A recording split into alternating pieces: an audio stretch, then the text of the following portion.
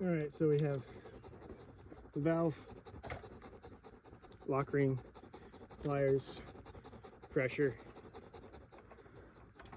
Let's get it.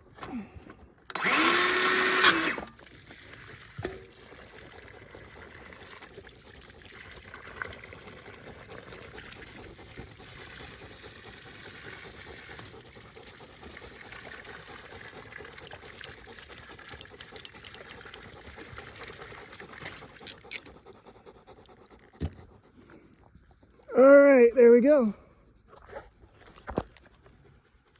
Close it off. Not even that much water. Feet barely got wet.